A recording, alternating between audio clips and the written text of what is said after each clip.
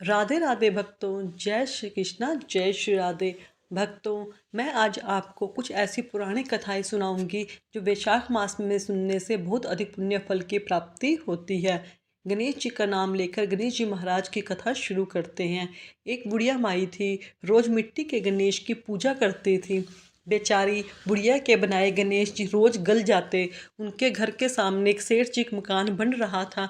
बुढ़िया माई सेठ जी के मकान पर जाकर मकान बनाने वाले कारीगर से बोली, भाई मेरे मिट्टी के बनाए गणेश जी रोज गल जाते हैं, आप मेरी पूजा के लिए पत्थर के गणेश जी बनाकर दे दो, आपकी बड़ी कृपा होगी। मकान बनाने वाला कारीगर बोला, माई जितनी देर में हम तुम्हारे गणेश जी बनाएंगे उतनी देर में तो हम सेठ जी की दीवार पूरी कर देंगे। बुढ़िया माई यह सुनकर गुस्से से बोली, भगवान करे तेरी दीवार टेढ़ी हो जाए, और दुखी मन से घर वापस आ गई। इधर कारीगर को दीवार पूरी करते करते शाम हो गई, परंतु दीवार बनने से पहले ही टेढ़ी हो जाए। शाम को जब सेठ जी आए और पूछा कि आज कुछ काम नहीं किया, तब मकान बनाने वाले कारीगर ने बुढ़िया माई वाली सारी बात बताई। तब सेठ जी बुढ़िया माई से जाकर बोले, माई तुम हमारी दीवार सीधी कर दो, हम तुम्हें सोने जी के गणेश बनवा देंगे। गणेश जी ने यह सुनते ही सेठ जी की दीवार सीधी कर दी। सेठ जी ने बुढ़िया माई को पूजा के लिए सोने जी का गणेश बनवा कर दिए। गणेश जी को पाकर बुढ़िया माई बहुत प्रसन्न हुई और विनायक जी महाराज जैसे सेठ जी की दीवार सीधी करी वैसे हमारे भी सारे कार्य सिद्धे करना, कहते सुनते हुंकारा भरते सारे परिवार की रक्षा करना। वैशाख मास में रोजाना सुनी जाने वाली एक बहुत ही सुंदर कथा। एक गांव में एक पति पत्नी रहते थे। वह लकड़ियां बेचकर अपना पेट भरते थे। पति जब भी लकड़ी काट कर लाता तो पत्नी उसमें से एक लकड़ी निकाल कर अलग रख लेती। वैशाख का महीना आया, सब लोग वैशाख स्नान करने लगे तो पत्नी ने भी वैशाख स्नान किया। वह रोजाना वैशाख नहाती, आंवला पीपल सींचती, कहानी सुनती, पूजा करती। ऐसा करते करते पूरा एक महीना बीत गया। पति ने सोचा वैशाख स्नान तो कर लिया, लेकिन उद्यापन कैसे करूं, ब्राह्मण भोज कैसे कराऊं। तब उसने पति की लकड़ियों में इसके गट्ठर से रोजाना निकाली हुई एक एक लकड़ी का गट्ठर बनाया और भगवान का नाम लेकर नगर में बेचने निकली। वैशाख भगवान का नाम लेते ही सारी लकड़ियां चंदन की हो गई, सारा वातावरण महक गया। नगर में वह जहां से भी निकलती तो खुशबू फैल जाती। जब वह राजमहल से गुजरी तो वहां का राजा का चंदन की खुशबू आई। राजा ने पूछवाया कि चंदन की खुशबू कहाँ से आ रही है, तो सैनिकों ने आकर बताया कि एक औरत चंदन की लकड़ियां बेच रही है। जब लकड़ियों की कीमत पूछवाई तो वह बोली, जितना आप चाहे दे दे, मुझे तो 5 ब्राह्मण जिमाने हैं, उनको जिमाऊं, इतना सामान चाहिए। राजा ने सैनिकों के साथ 5 ब्राह्मण जिम ले इतना सामान उनके घर भेज दिया। उसने घर जाकर दाल बाटी और चूरमा ब्राह्मणों को जिमाया, दक्षिणा दी और ब्राह्मणों का आशीर्वाद लिया। उधर उस दिन पति का लकड़ियों का गट्ठर बिका नहीं तो उसे देर हो गई। इधर ब्राह्मणों ने भगवान के आशीर्वाद से उसकी झोपड़ी महल में बदल गई। रसोई में 36 प्रकार का भोजन तैयार हो गया। पति गट्ठर बेचकर आया तो उसे झोपड़ी दिखाई नहीं दी। वो पड़ोसन से पूछने लगा तो पड़ोसन बोली कि तुम तो लकड़ियां बेचते रहे और तुम्हारी पत्नी स्नान ध्यान पाठ पूजा करती है, ब्राह्मण जिमाती है, बाकी तुम जानो। इतने में उसकी पत्नी आ गई। पति से बोली, यही अपना घर है। पति को गुस्सा आया और बोला, तूने चोरी की, डाका डाला तो अचानक से इतना धन कहाँ से आ गया। वह बोली, मैंने वैशाख स्नान किया, बड़ पीपल सींचा, उसका फल मुझे भगवान ने दिया है। ब्राह्मण जिमाने के लिए रोज आपकी लकड़ियों में से एक लकड़ी का गट्ठर में से एक लकड़ी निकाल लेती थी और वही लेकर भगवान की कृपा से वह चंदन की लकड़ी हो गई। उसी लकड़ी को बेचने के लिए मैं बाजार में गई। राजा ने गट्ठर मंगवाया, मैंने राजा से सूखा सामान मांगा जिससे ब्राह्मण जिमाए, वह दक्षिणा दी। ब्राह्मणों ने आशीर्वाद दिया, उसका फल भगवान ने हमें दिया। तब पति को तसल्ली आई। दोनों पति पत्नी ने साथ में भोजन किया और महलों में वास किया। भगवान जैसे उस पति पत्नी के भंडार भरे वैसे सबके भंडार भरकर रखना। खोटी की घड़ी अधूरी की पूरी करना। वैशाख की कहानी। एक राजा था, वह रोजाना गंगा स्नान करने जाता था। उसके कोई पुत्र नहीं था। राजा बहुत दुखी रहता था। उसने वैशाख का महीना स्नान ध्यान व्रत उपवास दान धर्म दया में व्यतीत कर किया। रोजाना गंगा मैया से कहता, मैया मुझे एक बेटा दो। इसी आशा से उसने वैशाख स्नान किया। वह रोजाना सुबह जल्दी उठकर स्नान करता, सोचता कि सबसे पहले गंगा स्नान मैंने किया, लेकिन उसके आने से पहले ही पानी हिलता हुआ नजर आता। तब उसे विचार आता कि नगरी में ऐसा कौन स्त्री है, पुरुष है जो मेरे से पहले स्नान कर जाता। उसको यही उत्सुकता मन में रहती थी। उसने प्रण किया कि अगर कोई स्त्री होगी तो मैं उससे विवाह कर लूँगा। इसी सोच में वह एक दिन जल्दी उठकर गंगा स्नान के लिए गया। वहां जाकर उसने देखा कि एक बंदरिया स्नान करके पेड़ पर चढ़ गई। वह अचंभा करने लगा कि बंदरिया रोजाना गंगा स्नान करती है। वह गंगा किनारे एक पेड़ पर रहती थी और राजा के आने से पहले ही स्नान कर लेती थी और गंगा मैया से कहती, गंगा मैया राजा को एक बेटा दो, मुझे 7800 पोते देना। बंदरिया मनुष्यों की भाषा बोलती थी और राजा के कहते ही बोल देती। राजा बोलता, वैशाख भगवान, विष्णु भगवान, मुझे एक बेटा दो। बंदरिया बोलती, मुझे 7800 पोते दो। भगवान ने दोनों की बात सुनी और दोनों को आशीर्वाद दिया। राजा ने विचार किया कि मैंने गंगा किनारे मन में संकल्प किया है कि मुझे उसे पूरा करना चाहिए और सैनिकों को बुलाकर कहा कि जाओ, गंगा किनारे एक बंदरिया है, उसे लेकर आओ, मैं उससे विवाह करूंगा। राजा के सैनिक बंदिरा को ले आए। राजा ने आला आला बांस कटाकर फेरे ले लिए और बंदरिया के महल में रख लिया। राजा के पहले से ही रानियां भी थी। सब रानियां बंदरिया से चिढ़ने लगी। हमसे बच्चा नहीं हुआ, इसलिए राजा बंदरिया से बच्चा चाहते हैं। अब बंदरिया महल में रहने लगी। कुछ दिन हो गए। कुछ दिनों के बाद वैशाख महीना वापस आया। एक दिन राजा ने खाना खाकर राम की गुठली वहीं पर छोड़ दी। बंदरिया आई और उस गुठली को खा लिया। उस गठली से उसका गर्भ रह गया। यह बात पूरे महल में फैल गई। जब बंदरिया को 7वां महीना लगा तो वह राजा से बोली कि मुझे बच्चा होगा तब मैं कैसे आवाज़ दूंगी, तब मेरी आवाज़ कौन सुनेगा, मेरी आवाज़ से कोई आएगा भी नहीं। राजा ने उसकी बात सुनकर कहा, तुम सही बोल रही हो। यह बात सुनकर राजा ने उसके महल में घंटी लगवा दी और बंदरिया से कहा, जब भी तुम्हें तकलीफ हो तब यह घंटी बजा देना, और उसकी डोरी बांधकर बंदरिया के हाथ में पकड़ा दी। दिनों दिन रानियां बंदरिया के महल में उनसे मिलने आई तो घंटी को बंधा देखकर सारी बात पूछी। बंदरिया ने बताया कि राजा ने लगवाई है। रानियों ने विचार किया, अगर इसको बच्चा हो गया तो हमारा मान घट जाएगा। इसकी बात से परेशान होकर रानियों ने कहा कि घंटी बजाकर दिखाओ, देखे राजा आता है या नहीं। बंदरिया ने रानियों के कहने से घंटी बजा दी। घंटी की आवाज़ सुनकर राजा आया। सभी रानियां हंसने लगी। सबने राजा का मजाक बनाया और कहा कि राजा जी, जानवर की प्रवृत्ति होती है उछल कूद करने की, इसी उछल कूद में घंटी बजा देगी तो आप बार बार राजसभा छोड़कर आएंगे। राजा ने भी रानियों की बात का समर्थन किया, सही कह रही हो। उधर रानियां ने विचार किया, जब इसको बच्चा होगा तो नदी में फिकवा देंगे, राजा से कह देंगे कि पत्थर हुआ है। रानियों ने यह बात दासियों को समझा दी। अब बंदरिया के बच्चा होने का समय आया। बंदरिया को पीड़ा अनुभव होने लगी। तब उसने घंटी बजाई। घंटे की आवाज़ सुनकर राजा नहीं आया। राजा ने सोचा, बंदरिया जानवर प्रवृत्ति की है, ऐसे ही उछल कूद में बजा दी होगी। राजा नहीं आए। उधर रानियों ने जब घंटे की आवाज़ सुनी तब दासी को बुलाकर बंदरिया के महल में गई और बंदरिया को समझाने लगी कि जब बच्चा होता है तब आंखों पर पट्टी बांधते हैं। बंदरिया ने भी ऐसा ही किया। अब उसके सुंदर सा राजकुमार हुआ। सभी रानियां चकित रह गई, इतना सुंदर राजकुमार पैदा हुआ है, अब हमारा अपमान होगा, बंदरिया का मान बढ़ेगा, इसी नदी में फिकवा देते हैं और राजा से कह देंगे कि पत्थर हुआ है। रानियों ने दासी को एक लकड़ी का बक्सा दिया। बच्चे को उसमें रखवाकर कहा कि तुम इसे नदी में फेंक कर आ जाओ। दासियों ने ऐसा ही किया और बंदरिया के पास पत्थर लाकर रख दिया। बंदरिया से कह दिया कि तेरे पत्थर हुआ है। बंदरिया बहुत दुखी हुई। उधर राजा को कहलवा दिया कि बंदरिया के पत्थर हुआ है। राजा बहुत दुखी हुआ और विचार किया, जब रानियों के बच्चा नहीं हुआ तो मैं जानवर से कहाँ बेटे की उम्मीद करूं। भगवान की इच्छा समझकर राजा ने मन में संतोष कर लिया। उधर एक दासी ने बक्सा ले जाकर मिट्टी की खान में रख दिया। उसको नदी में नहीं फेंका गया। मन में विचार किया कि मैं इस बच्चे को नदी में फेंक कर क्यों पाप कमाऊं। मैं तो इसको रानियों के आदेश से यहाँ लेकर आई हूँ, अब इसको मारकर मुझे क्या मिलेगा। वह उसे रात के अंधेरे में वहीं रखकर आ गई और सोचा कि रात के अंधेरे में मुझे कौन देखेगा। सुबह जब सूरज की किरणें निकलती है तो कुम्हार घड़े बनाने के लिए मिट्टी लेने गया। वहाँ बक्से में से बालक के रोने की आवाज़ आई तो खोल कर देखा तो इतना सुंदर राजकुमार था। कुम्हार बहुत खुश हुआ क्योंकि इसके कोई संतान नहीं थी। उन्होंने सोचा, भगवान ने रोजाना प्रार्थना करते थे, आज तो भगवान ने हमारी सुन ली और हमारी गोद भर दी। बच्चे को लेकर घर आ गए। उधर रानियों ने दासी से पूछा, बच्चे को बहा दिया तो दासी ने कह दिया, हाँ हमने बच्चे को बढ़ा दिया। इधर बच्चा प्रतिदिन बड़ा होने लगा, दिनों दिन बच्चा बड़ा होता चला गया। वैशाख मास की भगवान की कृपा से बच्चे को सब कुछ पता चल गया। मैं किसी राजा का राजकुमार हूँ, इनका बच्चा नहीं हूँ। बच्चे ने अपने कुमार पिता से कहा, मुझे मिट्टी के हाथी घोड़े बनाकर दो। कुम्हार ने बच्चे को हाथी घोड़े बनाकर दिए।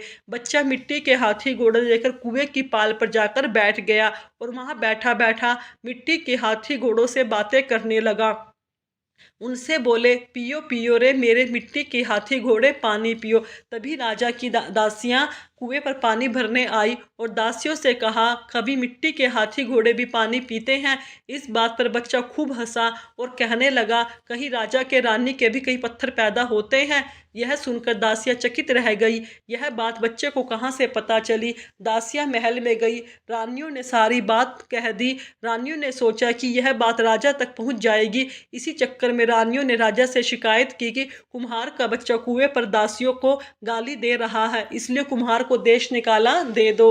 रानियों के कहने पर राजा ने हुक्म दिया कि कुम्हार के दूसरे गांव भेज दो। नौकर कुम्हार के पास गए और उसे गांव छोड़ने का आदेश दे दिया। कुम्हार बहुत गिड़गिड़ाया कि मेरा यह अच्छा व्यापार चलता है, अगर मेरा व्यापार बंद हो गया तो मेरा गुजारा कहाँ से होगा। लेकिन राजा के हुक्म के आगे उसकी कहीं नहीं चली। वह गांव छोड़कर जंगल में चला गया। थोड़े दिनों के बाद लड़का और बड़ा हो गया। अब और सब जंगल में झोपड़े बांध कर रहने लगे। आसपास बहुत सारे पेड़ पौधे लगा दिए। घर के बाहर छाया हो गई। अब कुम्हार का बेटा एक पेड़ के नीचे बहुत सारे करवे पानी भरकर बैठ जाता है। जो कोई भी इधर निकलता उसको पानी पिला देता। कुछ दिनों के बाद चैत का महीना आया। गांव की लड़कियां गनगौर बनाने के लिए मिट्टी लेने के लिए कुम्हार के घर गई। दिन में तेज धूप थी, उनको प्यास लगी। सबने कहा, हमें पानी पिला दो। लेकिन कुम्हार के लड़के ने कहा, पानी एक ही शर्त पर पिला सकता हूँ कि तुम सब लड़कियां मेरे चारों तरफ परिक्रमा लगाओ। सब लड़कियां कुम्हार के बेटे के साथ साथ परिक्रमा लगाती गई और पानी पीती गई और मिट्टी के घड़े लेकर घर आ गई। घर आते ही सब लड़कियों की तबीयत खराब हो गई। तब वैद्य जी को बुलाकर नब्ज दिखाई तो वैद्य जी ने कहा कि सब लड़कियां गर्भवती हैं। सबके घर वाले चकित रह गए। सबने लड़कियों से पूछा तो कुम्हार के बेटे की सारी बात बताई। सब गांव वाले परेशान हो गए और सब कुम्हार के लड़के के पास गए। उन्होंने सारी बात कुम्हार से बताई कि इसने सब लड़कियों के साथ साथ साथ फेरे लगवा लिए। अब हम लड़कियों की शादी तुम्हारे बेटे से करेंगे। कुम्हार ने कहा, मेरे पास तो रहने के लिए घर भी नहीं है, इतनी सारी बहुओं को कैसे रखूंगा। सब लोग वापस राजा जी के पास गए और राजा जी से शिकायत करी। कुम्हार के बेटे ने सभी लड़कियों से फेरे लिए। अब कुम्हार के पास बहुएं रखने को घर नहीं है। अब हमारी बेटियों से कौन शादी करेगा? ऐसी हाल में हम बेटियों को कहाँ भेजेंगे? राजा ने सभी की बात सुनी और खुद कुम्हार के घर जाकर उसको कहा कि मैं सबके लिए घर बनवा देता हूँ, सबको बहू बनाकर ले आओ। कुम्हार व राजकुमार राजी हो गए, हाँ भर दी। अब राजा ने जंगल में शहर बसा लिया, बहुत सारे घर बनाकर दिए और सबकी अपनी बेटियों का विवाह धूमधाम से किया। थोड़े समय बाद कुम्हार की बेटियां बहुओं को बेटे हुए। अब कुम्हार बहुत खुश हुआ, कहा कि मेरा तो बेटा ही नहीं था, कहाँ भगवान की कृपा से इतने सारे पोते और बहुएं हो गई। अब राजकुमार कहने लगा, पिताजी आप दादा बन गए हो, इसी खुशी में जगहेड़ा लगाएंगे। कुम्हार ने बात मान ली और पूरे गांव को न्योता दिया। राजा ने रानियों को नौकर जाकर सबको बुलाया और अपने माँ बंदरिया को भी बुलाया। राजकुमार ने बंदरिया के लिए रथ भेजा, गहने भेजे। बंदरिया वह सब कुछ पहनकर रथ में बैठकर गाजे बाजे से आई। उसका सिंहासन भी सबसे ऊंचा लगवाया। अब गांव वाले आ गए, राज परिवार भी पूरा आ गया और बंदरिया भी रथ में बैठकर आ गई। अब बंदरिया को सबसे ऊंचे आसन पर बिठाया। यह देखकर सभी रानियां क्रोधित हो गई। हमारी इज्जत कम कैसे करी, इसने हमको नीचा दिखाया है। सबने राजा जी से कही, आपको अपने कुम्हार की इतनी सहायता करी और इसने आपका सिंहासन नीचे लगवाया है जबकि बंदरिया का आसन ऊंचा लगवाया है। राजा जी बोले, थोड़ी देर में बात करते हैं, पहले सबको भोजन कर लेने दो। इधर राजकुमार ने सभी पत्नियों ने कहा कि बंदरिया मेरी माँ है और मैं इसका बेटा हूँ, तुम सब इसकी बहुएं हो, इसलिए सभी पत्नियां बच्चे को माँ की गोद में देती जाओ और पाँव छूती जाओ, साथ में सोने का टका भी देती जाओ। सभी बहुएं बंदरिया को बच्चे गोद में देती गई, सोने का टका दिया और पाँव छूती गई। यह सारा दृश्य सभी गांव वाले देखते रहे। राजा जी व उनका परिवार भी देख रहे थे। यह सब देखकर राजा जी को अचंभा हुआ। उसने राजकुमार को बुलाकर पूछा कि यह क्या हो रहा है। राजकुमार ने सभी रानियों में दासियों को बुलाकर कहा कि यह मेरी माँ है और मेरे पिता हैं और यह सब आपके पोते हैं। राजा ने पूछा कि यह कैसे हो सकता है। तब राजकुमार ने दासी का हाथ पकड़कर कहा, सच बताओ। तब दासी ने डर के मारे सारी बात बता दी। बंदरिया के बेटा हुआ था और मुझे रानियों ने कहा कि इसे नदी में फेंक आओ, लेकिन मैंने इस कार्य को पाप समझकर इसे कुम्हार की खान में छोड़ दिया। यही वह राजकुमार है महाराज जो बंदरिया से पैदा हुआ था। आपको झूठ कहा था कि बंदरिया के पत्थर हुआ है। अब राजा जी बहुत खुश हुए और वे सभी बहुओं और पोतों को लेकर महल में गए तथा उन रानियों और दासियों को देश निकाला दे दिया। राजा जी बंदरिया से कहा कि मैंने तो वैशाख महीने में भगवान से एक बेटा मांगा था और भगवान ने इतने सारे पोते दे दिए। यह सुनकर बंदरिया बोली, जी महाराज, आप जब सुबह स्नान करने आते थे तब कहते थे कि मुझे एक बेटा देना और मैं कहती थी कि भगवान राजा को एक बेटा देना और मुझे 7800 पोते देना। मैं नहीं जानती थी कि मैं क्या बोल रही हूँ। मेरी तो जानवर प्रवृत्ति थी, लेकिन वैशाख भगवान ने मेरी अनजाने में कही हुई बात भी सच कर दी। राजा ने अपने बहु बेटों व पोतों को बहुत खुश हुए। वैशाख भगवान राजा जी की इच्छा पूरी करी। वैसे सबकी करना, सुनते हुंकारा भरते सारे परिवार की करना। सब में बड़, पीपल और आकड़े के पेड़ को सींचने की कहानी सुनाऊंगी। इस कहानी को सुनने से आपको पूरे वैशाख मास में स्नान करने का फल मिल जाएगा। वैशाख मास में बड़ पीपल की कहानी। एक नदी, नर्मदा नदी के तट पर बहुत पुराना छोटा सा गांव था। उस गांव में एक बुजुर्ग वैश्य दंपत्ति अपने 2 बेटे और बहू के साथ रहते थे। उस वैश्य का नियम था कि वह रोज नर्मदा घाट पर जाकर स्नान करता था और वहीं से एक लोटा जल लेकर सूर्य भगवान को अर्घ्य दिया करता था। वहीं पर बड़ पीपल और आकड़े के पेड़ को सींचता था। एक बार की बात है, वैशाख मास लगने वाला था तो वैश्य ने अपनी पत्नी से कहा कि भगवान, मेरी तबीयत कुछ ठीक नहीं है, कल से वैशाख मास भी लगने वाला है। मुझे लगता है कि मेरा नर्मदा तट पर जाकर स्नान करने का नियम टूट जाएगा। तब उस वैश्य की पत्नी ने अपने पति से कहा, आप इतने दुखी और परेशान क्यों होते हो? भगवान की कृपा से हमारे दो बेटे और बहू है। आप अपने दोनों बेटों और बहुओं से कह दो, उनमें से कोई ना कोई आपको नर्मदा नदी का जरा सा पानी लाकर दे देगा। तो वैश्य बोला कि भगवान, इस बार मेरा मन करता है कि हम जोड़े से वैशाख स्नान करें। तब वैश्य की पत्नी बोली कि आपने तो मेरे मन की बात कह दी, हम दोनों जरूर एक साथ स्नान करेंगे। तब वैश्य दंपत्ति ने अपने दोनों बेटे बहुओं को अपने पास बुलाया और अपने मन की बात कही। वैश्य दंपत्ति का बड़ा बेटा बोला कि बाबूजी, आपको तो पता है कि मैं नौकरी के लिए दूसरे शहर में जाता हूँ। मुझे सवेरे ही 5 बजे से घर से निकलना होता है, तो मैं यह काम नहीं कर पाऊँगा। तो बड़ी बहू बोली कि माँ जी, बाबूजी, मुझे भी सुबह सुबह इनका टिफ़िन तैयार करना होता है। मैं तो नर्मदा नदी से आपको पानी लाकर नहीं दे पाऊँगी, क्योंकि एक दिन की बात है, होती तो मैं निभा भी लेती, पूरे वैशाख में यह नियम कैसे निभा पाऊंगी। तब वैश्य दंपत्ति के छोटे बहू और बेटे से पूछा, तो माँ, बाबूजी, आप चिंता मत कीजिए, हम दोनों आपको पानी लाकर नर्मदा नदी के तट से नहला देंगे, आप दोनों वैशाख स्नान करोगे। ऐसा कहकर दोनों बहू बेटे अपने अपने कमरों में चले गए। इसके बाद वैश्य का छोटा बेटा अपनी पत्नी से बोला, सुशीला, मेरे मन में एक विचार आया है कि जब हम दोनों नर्मदा नदी के तट पर जरा सा पानी माँ बाबूजी के लिए लेने जाएंगे, क्यों ना हम दोनों भी वैशाख स्नान करें। अब उसकी पत्नी ने कहा कि यह बात तो आपने बड़ी सही कही, हम दोनों भी जोड़े से स्नान करेंगे। तब उन दोनों ने जाकर अपने माता पिता से कहा, माँ बाबूजी, आपके साथ हम भी जोड़े से स्नान करेंगे। यह सुनकर वैश्य दंपत्ति बड़े प्रसन्न हुए। अगले दिन सुबह 4 बजे ही वैश्य दंपत्ति के छोटे बेटे और बहू नर्मदा के घाट पर पहुंच गए। वैश्य के छोटे पुत्र ने मर्दाना घाट पर स्नान किया और उसकी पत्नी सुशीला ने जनाना घाट पर स्नान किया। स्नान करने के बाद दोनों ही पानी लाकर अपने माता पिता को दे दिया। तब वैश्य दंपत्ति ने चरु से पहले एक लोटा जल निकाल कर रख लिया, बाकी बचे हुए जल से स्नान किया, फिर लोटे के जल से सूर्य भगवान को अर्घ्य दिया, फिर बड़ पीपल आंकड़े के पेड़ को नर्मदा के जल से सींचा, पूजा की और 5 परिक्रमा। पहले के जमाने में घरों के आंगन में ही बड़ पीपल और नीम के पेड़ खड़े हुआ करते थे। तब वैश्य दंपत्ति जब स्नान कर लेती तो छोटी बहू सुशीला उनके कपड़ों को धोकर आंगन में सुखा देती और फिर चाय बनाकर अपने सास ससुर को देती और खाना भी देती। इस तरह पूरा वैशाख मास बीत गया। जब वैशाख की पूर्णिमा का दिन आया तो वैश्य दंपत्ति ने अपने छोटे बेटे और बहू से कहा कि तुम दोनों ने हमारा वैशाख का स्नान निभाया है, तो संपूर्ण फल पाने के लिए हमें 2 जोड़ा ब्राह्मण दंपत्ति को भोजन कराना चाहिए। तब उन्होंने बहू से कहा कि बहू, तुम कल स्वादिष्ट खीर, मालपुए और कचौरी आदि बना देना, हम जोड़े से दंपत्ति को जिमाएंगे। गांव से बुलाकर दंपत्ति को ले आना, हम उन्हें भोजन कराएंगे, कपड़े और दक्षिणा आदि भी देंगे। तब दोनों बहू बेटा बोले कि माँ बाबूजी, जैसा आप चाहोगे वैसा ही होगा। तब दूसरे दिन छोटी बहू ने सुबह जल्दी उठकर खीर, मालपुए, कचौरी आदि बनाए और गांव से ब्राह्मण दंपत्ति को बुलाने के लिए चली गई।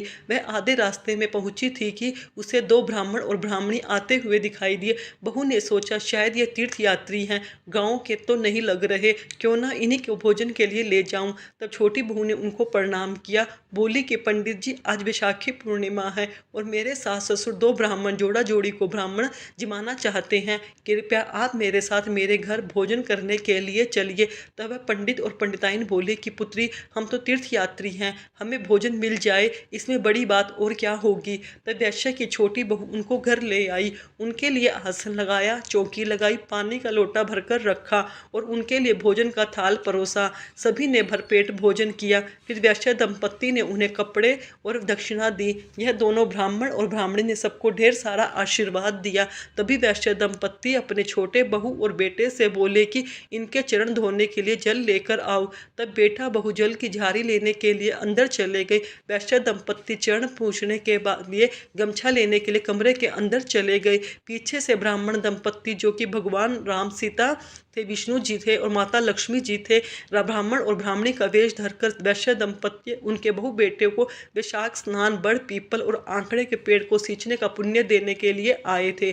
उनके सबकी रक्षा करने के लिए आए। वे अंतर्ध्यान हो गए। जैसे ही वैश्य दंपत्ति उनके बेटे बहु चौक में आए तो उन्हें कोई भी दिखाई नहीं दिया, लेकिन उनको यह देखकर महान आश्चर्य हुआ कि उनकी रसोई में ईंधन की ढेरियां पड़ी हुई थी। जैसे ही वैश्य दंपत्ति ने चौकी हटाई तो उन्हें और भी आश्चर्य हुआ। जहाँ भगवान राम सीता बैठे हुए थे, वहाँ भगवान राम के चरण और धनुष के चिन्ह अंकित थे और जहाँ माता सीता बैठी हुई थी वहाँ सोने की मोर की थैलियाँ पड़ी हुई थी। जहाँ भगवान विष्णु बैठे थे वहाँ चक्र का चिन्ह था और जहाँ माता लक्ष्मी बैठी थी वहाँ सोने चांदी के आभूषणों की ढेरी पड़ी हुई थी। यह गांव पूरे खबर गांव में आग की तरह फैल गई कि वैश्य दंपत्ति के घर भगवान राम, सीता और विष्णु और माता लक्ष्मी प्रकट हुए हैं। तो वैश्य दंपत्ति के घर लोगों के दर्शनों का तांता लग गया। जब वैश्य दंपत्ति के बड़े बेटे बहू को पता चला तो उन्हें बहुत दुख हुआ। अगर हम भी वैशाख स्नान करते और माँ बाबूजी के लिए नर्मदा जल कर देते तो हमें भी आज भगवान के दर्शन होते। उस दिन वैश्य दंपत्ति ने पूरे गांव में यह ढिंडोरा पिटवा दिया कि पूरे वैशाख में स्नान करने से, बड़ पीपल और आंकड़े की पेड़ की पूजा करने से घर से दरिद्रता दूर हो जाती है, घर में अन्न धन सुख समृद्धि बढ़ती है। इसलिए अगर पूरे वैशाख मास में व्रत करना संभव ना हो सके तो वैशाख मास में स्नान करने के बाद बड़ पीपल, आंकड़े की पेड़ की पूजा अवश्य करनी चाहिए। इससे घर से दरिद्रता दूर हो जाती है। बड़ पीपल देवता है, वैशाख देवता। जैसा सुख अपने वैश्य दंपत्ति और उसके छोटे बेटे बहू को दिया वैसे सबको देना। कहानी कहने सुनने हुंकारा भरने वाले सभी पर अपनी कृपा बना। तुलसी माता सिंचने की एक बहुत ही सुंदर कहानी। एक परिवार में ननंद भाभी रहती थी। ननंद अभी कुंवारी थी। वह तुलसी की सेवा बड़ी नियम से करती थी। वह तुलसी माता को प्रतिदिन नियम से सींचा करती थी और अपना बहुत सा समय तुलसी माता की सेवा में व्यतीत करती थी। पर भाभी को वह पूठी आँख नहीं सुहाता था। कभी कभी तो वह गुस्से में कहती, जब तेरा विवाह होगा तो बरातियों को तुलसी ही खाने में दूंगी, तुलसी को तेरे दहेज में दूंगी। जब समय आने पर ननंद की शादी हुई, भाभी ने सच में ऐसा ही किया। भाभी ने बरातियों के सामने तुलसी का गमला फोड़ कर रख दिया, लेकिन तुलसी माता की कृपा से वह गमला स्वादिष्ट व्यंजनों में बदल गया।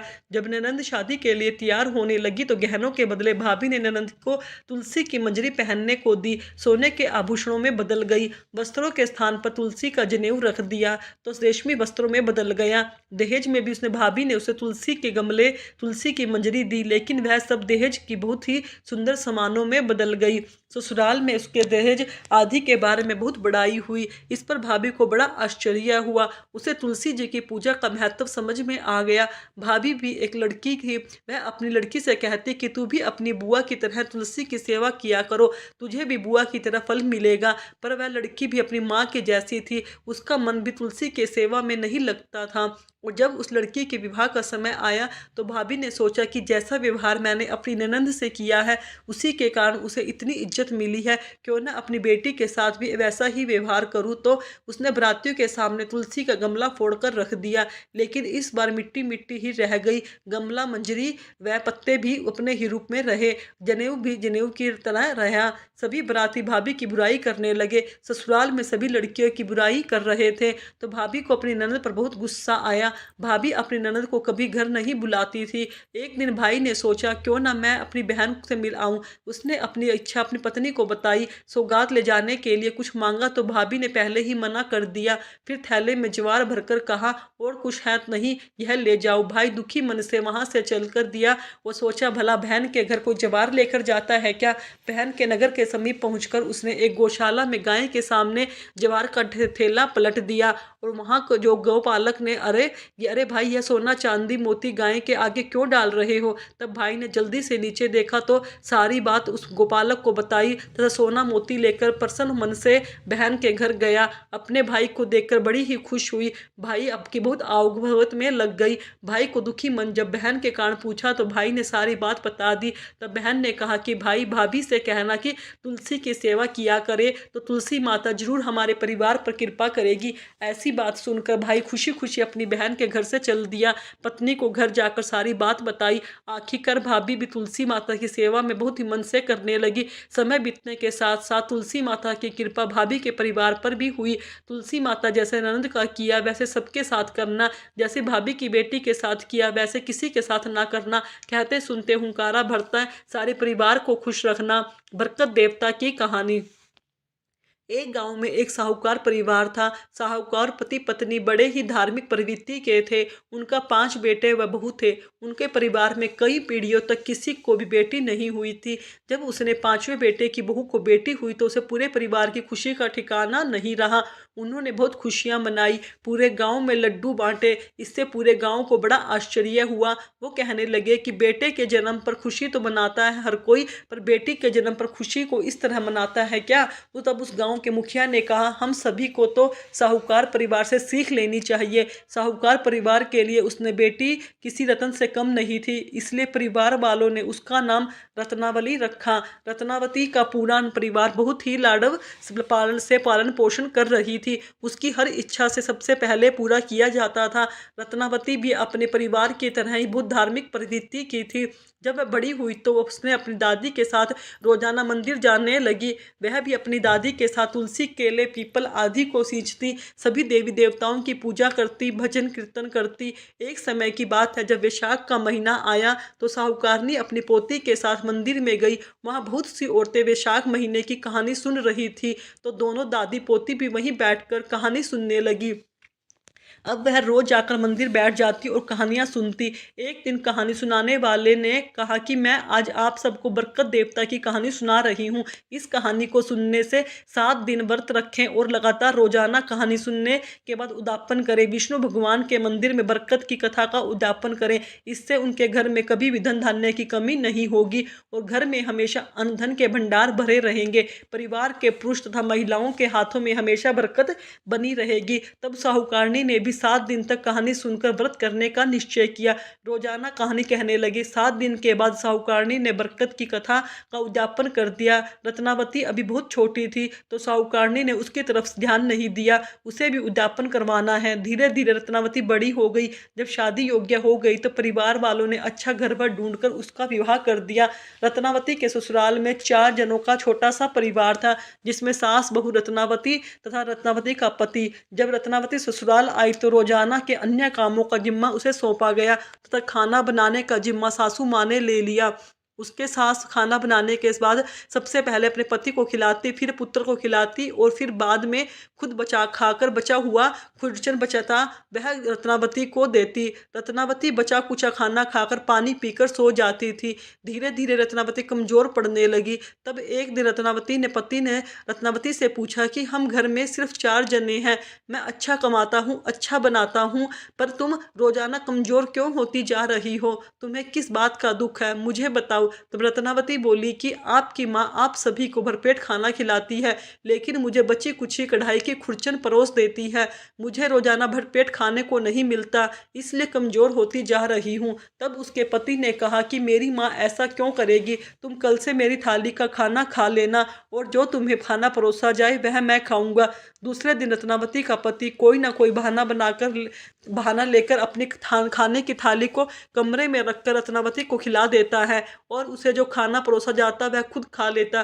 धीरे धीरे रत्नावती के पति का स्वास्थ्य बिगड़ने लगा। रत्नावती का पति दिन भर कमजोर पड़ने लगा, सूखने लगा।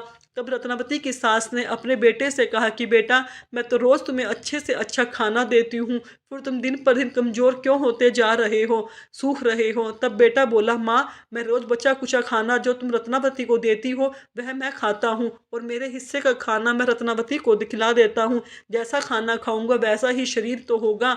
माँ, हम ले देकर परिवार में 4 जने हैं और तुम रत्नावती को खुरचन वाला खाना क्यों देती हो? वह भी किसी की बहन बेटी है। तब रत्नावती की सास ने घर की चाबी रत्नावती को सौंप दी और कहा कि बहू, आज से खाना तुम बनाओगी और मैं आराम करूंगी। बहुत दिन हो गए हैं मुझे घर का कामकाज करते करते, आज से पूरी रसोई की जिम्मेवारी तुम्हारी है। उस दिन रत्नावती की खुशी का कोई ठिकाना नहीं रहा। उसने ढेर सारा खाना बनाया, तरह तरह के पकवान बनाए।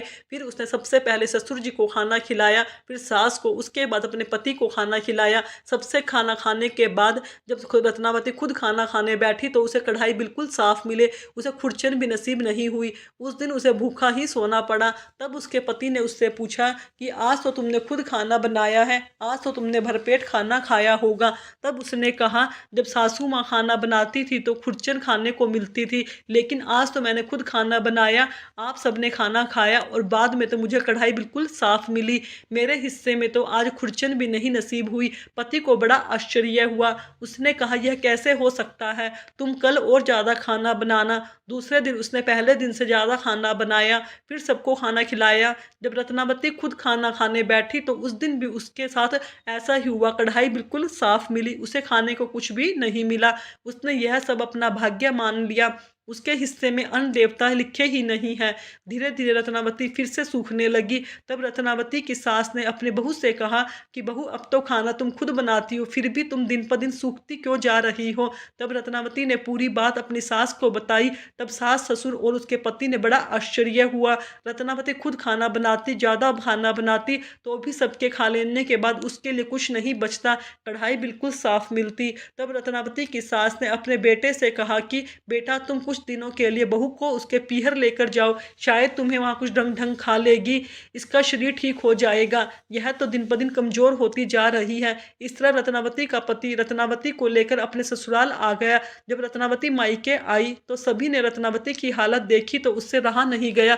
तब उन्होंने कहा, बेटी, इतना खाना, इतना अच्छा परिवार देकर तुम्हारा विवाह किया था, तुझे किस बात का दुख है? क्यों ससुराल वाले तुझे अच्छे से नहीं रखते? तब रत्नावती ने अपने परिवार वालों को बताया, मेरे हिस्से में अन्न देवता लिखे ही नहीं है। जब मेरी सास खाना बनाती तो मुझे खुरचन खाने को मिलती, लेकिन और जब मैं खुद खाना बनाती हूँ तो रोज़ ज़्यादा से ज़्यादा खाना बनाने की कोशिश करती हूँ, लेकिन मेरे हिस्से में सबके खा लेने के बाद कुछ नहीं बचता।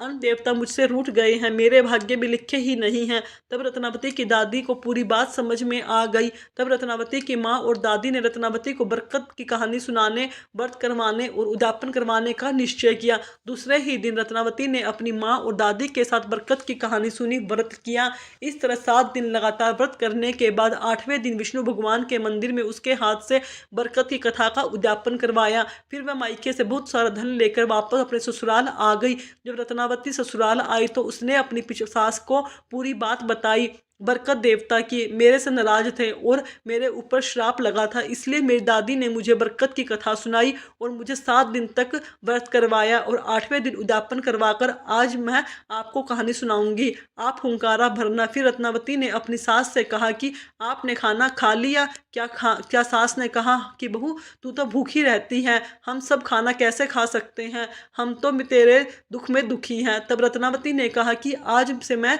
आपको कहानी सुनाऊंगी, हम सब व्रत करेंगे, 7 दिन बाद बरगद की कथा का उद्यापन करेंगे। तब रत्नावती ने कहानी सुनाई, सास ने हुंकारा भरा।